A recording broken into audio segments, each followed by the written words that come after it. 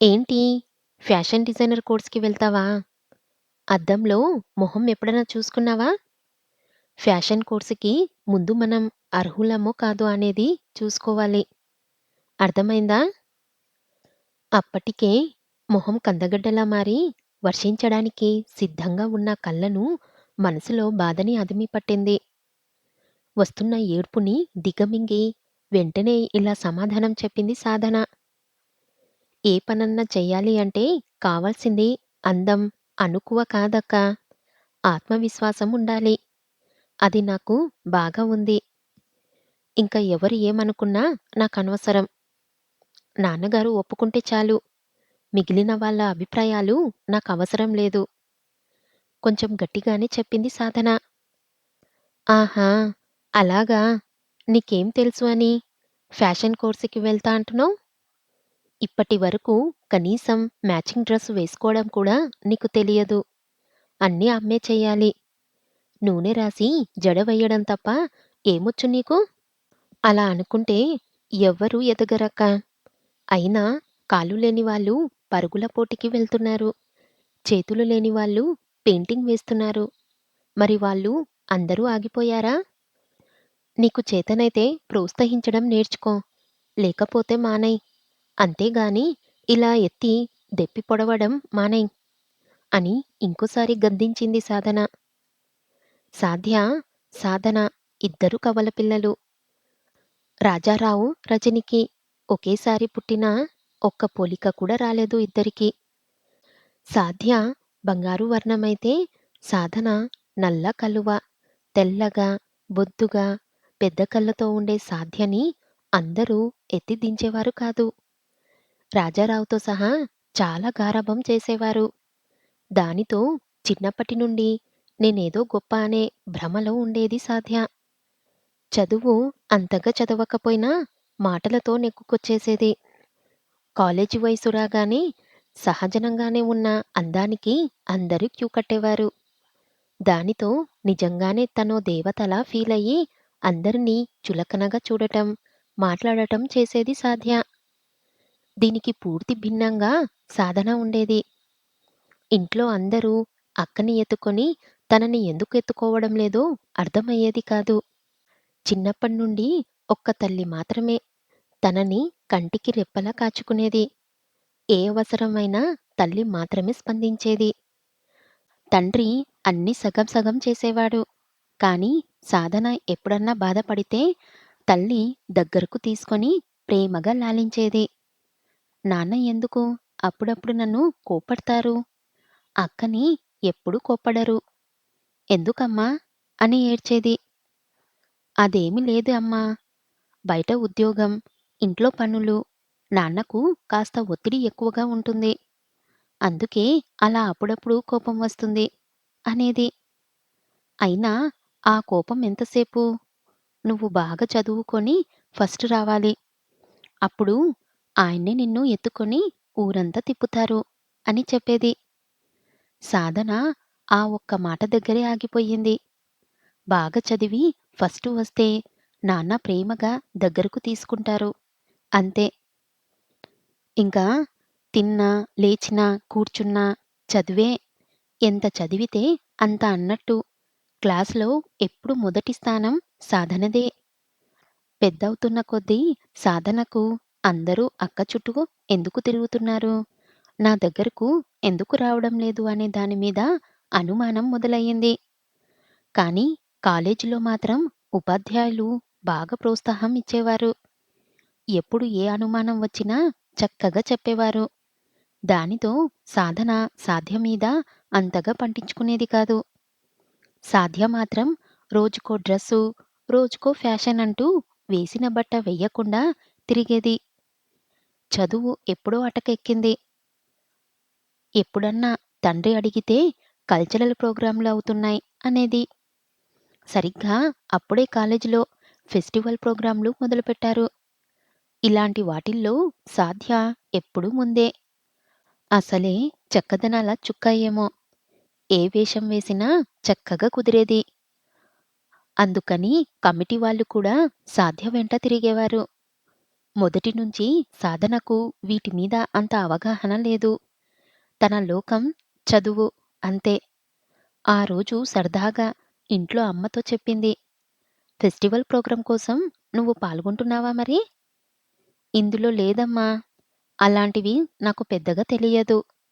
అక్క ఉన్నట్టుంది. సాధన ఎప్పుడు చదివే లోకం కాదు. అప్పుడప్పుడు ఇలాంటివి కూడా ప్రయత్నం చెయ్యాలి.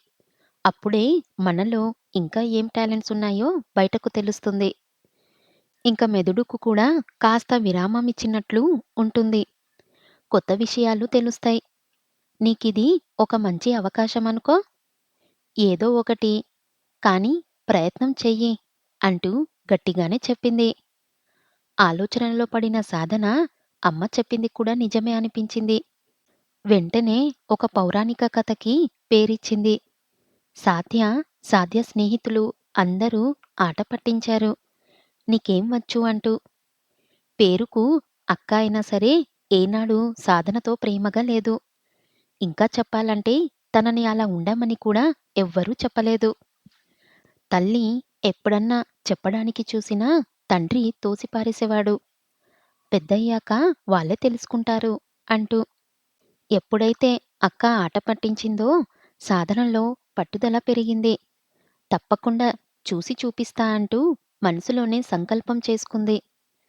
సాధ్య ఎప్పటిలాగే ఫ్యాషన్ షోలో పోటీ చేసింది. సాధనది అసలు మేకప్ లేకుండా చేసే ఒక విధమైన ఏడుపు పాత్ర. నిజంగానే చాలా చక్కగా చేసింది. సాధన ఆమె తప్ప ఎవ్వరూ చెయ్యలేరు అన్నట్టు పాత్రలో నీలమ్మై చేసింది. ప్రోగ్రాం పూర్తయ్యేప్పటికీ అందరూ లేచి నిలబడి చప్పట్లు కొట్టారు. సాధన నటనకు గాను. ఒకే స్టేజ్ మీద అక్కచెల్లెలిద్దరూ బహుమతి తీసుకున్నారు. ఆ రోజు నిజంగానే రాజారావు, రజని సంతోషానికి అవధులు లేవు. వచ్చిన వాళ్ళందరూ సాధనని పొగుడుతూ ఉంటే రాజారావుకి ఎక్కడో ఇబ్బంది అనిపించింది మొదటిసారి. సాధ్య మాత్రం స్టేజ్ మీద తన పక్కన తన చెల్లిని పొగుడుతూ ఉంటే తట్టుకోలేకపోయింది. సాధన మాత్రం తన పక్కన నాన్న మొదటిసారి ప్రేమగా తన చెయ్యి పట్టుకొని స్టేజ్ మీద నిలబడితే ఇది కల లేక నిజమా అనిపించింది. ఈ ప్రేమ కోసమే కదా నేను ఇన్నాళ్ళు ఎదురు చూసింది. ఇదే కదా నేను కోరుకున్నది. మనసులోనే అమ్మకు కృతజ్ఞతలు చెప్పుకుంది. ఆ రోజు నుండి రాజారావు ధోరణి మారింది. కొద్దిగా సాధనని కూడా పట్టించుకోవడం మొదలుపెట్టారు. ఇది సాధనలో ఇంకా పట్టుదల పెంచింది. నాన్న ప్రేమ కోసం ఏమైనా చెయ్యాలి అనిపించేంత. ఇక్కడ సాధ్య మాత్రం అడుగడుగునా ద్వేషంతో రగిలిపోతుంది. సాధనను తనతో సమానంగా చూడ్డానికి తట్టుకోలేకపోతుంది. ఎలాగైనా సరే సాధనని కించపరచాలని చూస్తుంది. కాలేజీలో అందరూ సాధనని గుర్తుపడుతున్నారు. మెల్లగా బాగా చేశావంటూ మెచ్చుకుంటున్నారు. సాధనకి ఇది అంతా చాలా కొత్తగా ఉంది. ఇన్నాళ్ళు రాని గుర్తింపు ఇప్పుడు ఒక్కసారి స్టేజ్ ఎక్కితే వచ్చింది. అమ్మ చెప్పింది నిజమే. మనల్ని మనం నిరూపించుకోవాలి. ఎక్కడ ఎలా ఉన్నా సరే. సాధ్య మరియు తన స్నేహితులకు ఇది నచ్చడం లేదు. ఇన్నాళ్ళు పంజరంలో చిలకలా ఉండే సాధన ఇప్పుడు బయటకు వచ్చి చిలక పలుకులు పలుకుతుంది అని ఏడ్పించడం మొదలుపెట్టారు. సాధన బాగా చదువుకోవాలని తప్ప వేరే ధ్యాస లేదు. కానీ ఇప్పుడు వాళ్ళందరూ అందం కోసం మాట్లాడుకుంటుంటే చిరాకుగా అనిపిస్తుంది. అందం లేకపోతే ఏం చెయ్యలేమా? అందంగా లేకపోయినా ఏదో ఒకటి చెయ్యాలి. ఆ చేసేదేదన్నా సరే నలుగురిలో పేరు తీసుకురావాలి. అప్పుడే నాన్న నన్ను ఇంకా దగ్గరకు తీసుకుంటారు. అదే ఎలాంటిది చెయ్యాలి? ఏం చెయ్యాలి అనుకుంటూ ఆలోచిస్తున్న సాధన. ఒకరోజు టీవీ చూస్తుండగా అందానికి సంబంధించిన ఒక ప్రకటనలో వాళ్ళ క్రీమ్ రాసుకుంటే అందంగా, తెల్లగా మెరిసిపోతారు అంటూ చూపిస్తున్నారు. అందం వరకు ఓకే గాని తెల్లగా రావడమేంటి? ఇది నిజమా? అలాంటివేం చేసినా శరీర ఛాయను మార్చలేరు. వాళ్ళకి తెలుసు, మనకి తెలుసు. కానీ ఈ జనాలు మరీ ఎందుకిలా వాటి వెంట పడుతున్నారు? మనం ఎగబడి కొనబట్టే వాళ్ళలా వ్యాపారం చేస్తున్నారు. అంటే అందంగా లేకపోతే ఇక దేనికి పనికిరామా? శారీరక అందం కన్నా మానసిక అందం గొప్పది కదా! అందరికీ తెలిసినా సరే, వాళ్ళని వాళ్ళు మోసం చేసుకుంటూ ఇలాంటి వాటి మీద ఆధారపడి బతికేస్తున్నారు. ఇలా సాగుతున్నాయి సాధన ఆలోచనలు. ఎటు పాలుపోక ఏం చెయ్యాలో అర్థం కాక ఆలోచిస్తుంది. సాధ్య ఫ్యాషన్ షోలో చేసినప్పుడు రాజా అనే అబ్బాయి చూసి మనసు పారేసుకున్నాడు. ఇంత అందం నాకే సొంతం కావాలని సాధ్యని పెళ్లి చేసుకోవాలని అనుకున్నాడు. రాజా ఒక పెద్ద వ్యాపారివేత్త కొడుకు. మొత్తం ఆస్తికి ఒకే వారసుడు. ఆడిందే ఆట, పాడిందే పాట. ఏదడిగినా కాదన్నవారు లేరు. కాని రాజ మంచివాడు. తన హద్దులు తెలిసి మసులుకుంటాడు. బాగా చదువుతాడు కూడా. కాని ఎంతవారైనా కాంతదాసులే అన్నట్టు రాజా కూడా సాధ్య అందానికి ముగ్ధుడి అయ్యాడు. ఎలా అయినా తనని పెళ్లి చేసుకోవాలని నిర్ణయం తీసుకున్నాడు. వెంటనే తండ్రికి చెప్పాడు. కొడుకు ఇష్టపడటంతో ఇష్టం లేకపోయినా సరే పెళ్లికి ఒప్పుకున్నాడు తండ్రి. వెంటనే పెళ్లి చూపులకి వెళ్లారు. అంత పెద్ద పేరున్న వాళ్ళు పిల్లని అడగడానికి వస్తే నోట మాట రాలేదు రాజారావుకి. సాధ్యకి కూడా రాజా తెలుసు. అందగాడు. అంతకు మించి డబ్బున్నవాడు. హాయిగా ఎంజాయ్ చెయ్యొచ్చు అన్న ఆలోచనతో సరే చెప్పింది. చదువయ్యాక పెళ్లి చెయ్యాలని నిర్ణయించారు పెద్దలు. అందరూ సాధ్య అందాన్ని, అదృష్టాన్ని గొప్పగా పొగిడారు. తల్లిదండ్రులు మురిసిపోయారు. ఎప్పుడెప్పుడు పెళ్లి చేసుకొని కార్లు, విమానాల్లో తిరుగుదామా అని ఎదురు చూస్తుంది సాధ్య. కట్నాలు వద్దు గాని మా స్తోమతకి తగ్గట్టు పెళ్లి చేస్తే చాలు అన్నారు రాజకుటుంబం. ఇంకా సమయముంది పెళ్లికి. ఈలోపు ప్రేమపక్షులు విహారయాత్రలు చేస్తున్నారు. ఏమంటే ఒకరికొకరు అర్థం చేసుకోవాలి కదా! ఇది సమాధానం. సాధనకు ఫ్యాషన్ డిజైనింగ్ కోర్సు చెయ్యాలని అనిపించింది. అందంతో పని లేకుండా కేవలం వస్త్రధారణతోనే మనుషులు అందంగా, హుందాగా కనిపించవచ్చు అని నిరూపించాలని అనుకుంది. అదిగో అలా జరిగిన సంభాషణే ఇందాక ఇంట్లో. ఏదేమైనా అనుకున్నా లక్ష్యాన్ని సాధించాలి అని పట్టుదలగా ఉంది సాధన. తను అనుకున్నది చెయ్యాలంటే హైదరాబాదు వెళ్ళాలి. హాస్టల్లో ఉండాలి. ఇప్పటి వరకు ఎప్పుడూ ఇల్లు వదిలి వెళ్ళలేదు. బయటకు వెళ్ళాలంటే భయంగా ఉంది. లోపల తండ్రి ఏమంటారో అని భయంగా ఉంది. కాని ఎలాగైనా ఒప్పించమని తల్లిని బతిమాలుకుంది. కొన్నాళ్లలో సాధ్య పెళ్లి. చాలా ఖర్చు ఉంటుంది. ఇప్పుడు ఈ కోర్స్ అంటే చాలా ఖర్చవుతుంది. దీనికి కూడా. ఎలా అని తల పట్టుకొని కూర్చున్నాడు. కాని మొదటిసారి సాధన నోరు విప్పి నాకిది కావాలి అని అడిగింది. లోపల ఎక్కడో తండ్రి మనసు కరిగింది. సరే అని ఒప్పుకున్నాడు. అంతే. సాధన సంతోషానికి పట్టపగలు లేవు. అనుకున్న వెంటనే జాయిన్ అయిపోయింది. చాలా సీరియస్‌గా తీసుకుంది. ఇదే నా జీవితమని. రోజులు క్షణాల్లో గడిచిపోతున్నాయి. సాధ్య పెళ్లి తాహతకు మించి చాలా గొప్పగా చేశారు రాజారావు, రజని. కోటి ఆశలతో కొత్త జీవితంలోకి అడుగుపెట్టింది సాధ్య. ఎలా ఉంటుందో మరి? అనుకున్నట్లుగానే చాలా బాగా నేర్చుకుంటుంది సాధన. ఏదేమైనా సరే దాని అంతు చూడాల్సిందే. చిన్నప్పటి నుండి చాలా కొద్ది కాలంలోనే అందరి దృష్టిలో పడింది. చిన్న చిన్న ప్రయోగాలు చేయడం మొదలుపెట్టింది. కొత్త ఆలోచనలు కావడంతో తొందరగానే అందర్నీ ఆకర్షించింది. కొత్త కొత్త ఆలోచనల కోసం ఏం చెయ్యాలో అన్నీ చేసేది. అందర్నీ నిశితంగా పరిచలించేది. జనాల్లో ఎలాంటి బట్టలు, నగలు ఎక్కువగా వాడకంలో ఉన్నాయో గమనించేది. ఏడాదిలోనే యూనివర్సిటీ ఫస్ట్ వచ్చింది. చిన్న చిన్న అవకాశాలు రావడం మొదలుపెట్టాయి. ఇంక సొంతంగా తానే ఒక బోటిక్ స్టార్ట్ చేసింది. పెట్టుబడులు లేక చాలా ఇబ్బంది పడేది. మోడల్స్‌ని పెడితే వాళ్ళకి కూడా డబ్బులు ఇవ్వాల్సి వస్తుందని తాను రూపొందించిన మోడల్స్‌కి తానే మోడల్‌గా ఉండేది. పాత సినిమాలు ఎక్కువగా చూసి వాటికి చిన్న చిన్న మార్పులు చేసి కొత్తవి రూపకల్పన చేసేది. ఏ చిన్న అవకాశం వచ్చినా వదిలేది కాదు. మెల్లిగా ఇప్పుడిప్పుడే అవకాశాలు వస్తున్నాయి. డబ్బుల కన్నా నాణ్యత ముఖ్యమని ఎక్కడ నాణ్యతలో రాజీ పడేది కాదు. పగలు, రాత్రి ఒకటే ఆలోచన. ఎలా పైకి రావాలి అని. చాలా కష్టపడుతుంది. తన మార్గంలో సాధన అక్కడ కూడా అవమానాలకు తక్కువ లేదు. కానీ అవేమి తన ఆశయ సాధనకు అడ్డు రాకూడదు అని విన్నా సరే విననట్టు ఉండేది. ఎప్పుడో గాని ఇంటికి కూడా వెళ్ళడం లేదు. దృష్టి మొత్తం కెరీర్ మీదే పెట్టింది. సాధ్య ఇక్కడ చాలా సంతోషంగా ఉంది. 3 పువ్వులు, 6 కాయలు అన్నట్లుగా ఉంది. ఎప్పుడో లేవడం, రోజుకో చోటికి వెళ్ళడం, తిరగడం, ఫ్రెండ్స్, పార్టీలు, ఎప్పుడో ఇంటికి రావడం. ఇదే సాధ్య దినచర్య. ఎన్నో ఆశలతో కొత్త జీవితం మొదలుపెట్టిన రాజాకి సాధ్య పద్ధతి ఒక్క పట్టన అర్థం కాలేదు. భార్య అంటే అమ్మలా చక్కగా ఇంటి పట్టున ఉండి ఇంట్లో ప్రేమాభిమానాలు పంచుతుందని కలగా ఇంట్లో తిరుగుతూ ఉంటే చూడాలని కలలు కన్నాడు. కానీ ఇక్కడ అంతా తిరగబడింది. అంచనాలకు దూరంగా ఉంది.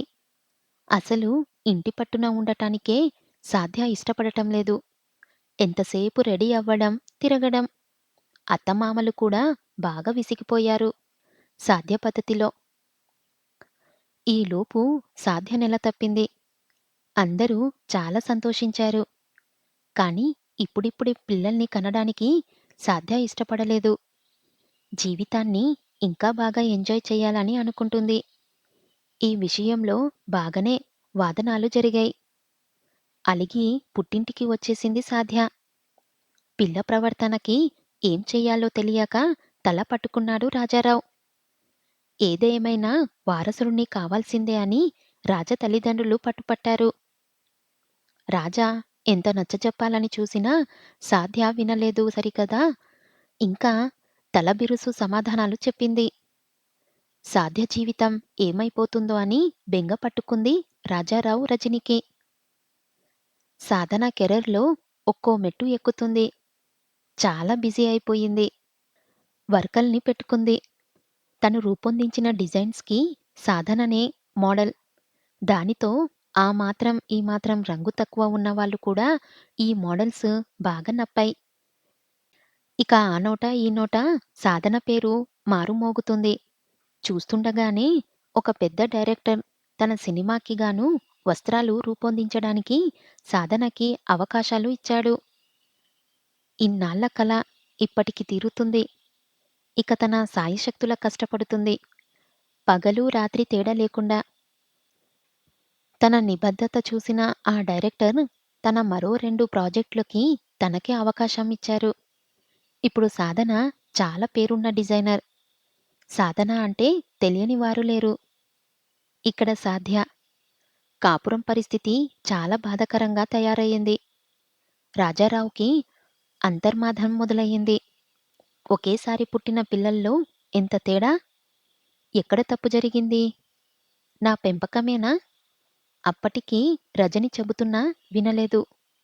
సాధ్యని చిన్నప్పటి నుండి గారాబం చేసి నా చేతులతో నేనే చెడగొట్టానా? తప్పొప్పులు చెప్పకుండా పెంచినందుకు ఈ రోజు శిక్ష అనుభవిస్తున్నా. కానీ అదే తల్లి కడుపులో సాధన కూడా పుట్టింది కదా! చిన్నప్పటి నుండి కనీసం ఏ రోజు ప్రేమగా దగ్గరకు తీసుకోలేదు. కనీసం ఏం చదువుతున్నావు? ఎలా చదువుతున్నావు? అని కూడా అడగలేదు. అయినా ఏనాడు సాధన ఒక్క మాట అనలేదు. నోరు విప్పి ఏ రోజు ఏమీ అడగలేదు. ఈరోజు తన పేరు నిలబెట్టి జీవితంలో అత్యున్నత స్థాయికి ఎదిగింది. లోపం ఎక్కడుంది? తనలోనేనా? ఇద్దర్నీ ఒకేలా పెంచాల్సింది. కానీ తనకు తెలియకుండానే తప్పు జరిగిపోయింది. కానీ ఎలా దిద్దుకోవాలి? సాధ్య జీవితాన్ని ఎలా నిలబెట్టాలి? ఏదేమైనా తప్పు తన వల్లే జరిగింది. ఇప్పుడు దిద్దుకోవాల్సింది కూడా నేనే. లేదంటే జీవితాంతం బాధపడాల్సి వస్తుంది. బాగా ఆలోచించిన తర్వాత ఒక నిర్ణయానికి వచ్చాడు.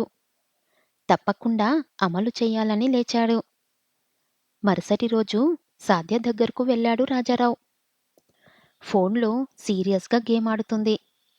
సాధ్య ఒక బిడ్డకు తల్లి కాబోతున్నా సరే, తనలో జీవితం పట్ల ఎలాంటి బెరుకు లేకుండా ఉండటం చూసి రాజారావు లోపల విపరీతంగా బాధపడుతున్నాడు. ఇదంతా తన వల్లే. మొదట్నుండి చేసిన తప్పు ఇది అందుకే. ఇలా ఈరోజు తలదించుకోవాల్సి వస్తుంది. సాధ్యా? సాధ్యా? తల ఎత్తకుండా హా! ఏంటి డాడీ?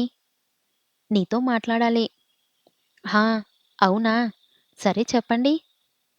ఒక్కసారి ఆ ఫోన్ ఆపి నేను చెప్పేది విను. అబ్బా! మంచి స్కోర్ నడుస్తుంది. పర్లేదు చెప్పు డాడీ. వింటున్నా కదా! సాధ్యా? చెప్పింది నీకే.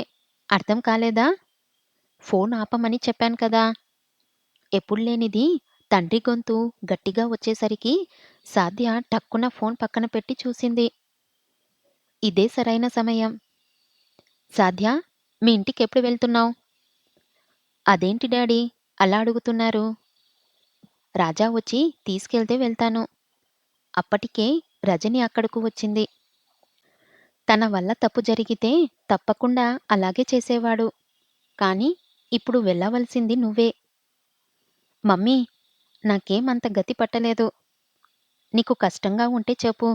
ఏ హాస్టల్‌కో వెళ్ళిపోతా. అవునా? సరే వెళ్ళు. ఇంతకీ నీకు డబ్బులెవరిస్తారు? హాస్టల్‌కి. తల తిప్పి తల్లివైపు చురుగ్గా చూసింది సాధ్య. సాధ్య, రాజా చాలా మంచివాడు. నువ్వే తనని అర్థం చేసుకొని ఇప్పటికన్నా ఒక ఆడపిల్లలా ఆలోచించి నిర్ణయం తీసుకో. ఏంటి డాడీ మీరు కూడా మమ్మీలాగా ఫూలిష్‌గా మాట్లాడతారు? అంతే. సాధ్య చెంప చల్లుమని మోగింది. తండ్రి మొదటిసారి తనని కొట్టాడు. సాధ్య మొహం ఎర్రగా కందిపోయింది. కళ్ళు దారాలు కట్టేశాయి. సాధ్య, ఇంకో మాట మాట్లాడావంటే రెండో చెంప కూడా పగులుతుంది. జాగ్రత్త. ఫూలిష్ మీ అమ్మ కాదు. నేను. నువ్వు మొదట నుండి మీ అమ్మ చెప్తూనే ఉంది. కానీ నేనే నిన్ను చేతులారా చెడగొట్టాను. నీతో పాటు పుట్టింది. ఈరోజు ఎంతో ఎత్తుకు ఎదిగింది. కానీ నువ్వేమో ఇలా సెల్ ఫోన్‌లో గేమ్స్ ఆడుతున్నావు. చెప్పు, ఎవరు ఫూలిష్ అన్నది? చాలు సాధ్య. ఇప్పటివరకు చిన్నపిల్ల. నువ్వే తెలుసుకుంటావని మౌనంగా ఉన్నాను. ఇప్పటికన్నా చేజారిపోతున్న నీ జీవితం నిలబెట్టుకో. వాళ్లకు నువ్వు కాదంటే బోలెడు మంది మనలాంటి వాళ్ళు దొరుకుతారు. కానీ ఇక్కడ నువ్వు ఆడపిల్లవు. నువ్వు ఇలాగే పంతంలక్కుపోతే రేపు నీకు పుట్టబోయే బిడ్డ భవిష్యత్తు ఏంటో నువ్వే ఆలోచించు. తెలివైన భార్య తన భర్తని రాజుగా చేసి తాను రాణిగా ఉంటుంది తన ఇంటికి. అంతేగాని ఇలా తన సంసారం తానే చెడగొట్టుకొని బయటకు రాదు. నువ్వు ఇప్పటికన్నా జీవితం విలువ తెలుసుకొని నీ జీవితాన్ని నిలబెట్టుకో. అర్థమైందా? అంటూ విసురుగా బయటకు వెళ్ళిపోయాడు రాజారావు. రజని కూతుర్ని దగ్గరకు తీసుకొని, ఇప్పుడు నీకు పెళ్ళయింది సాధ్య.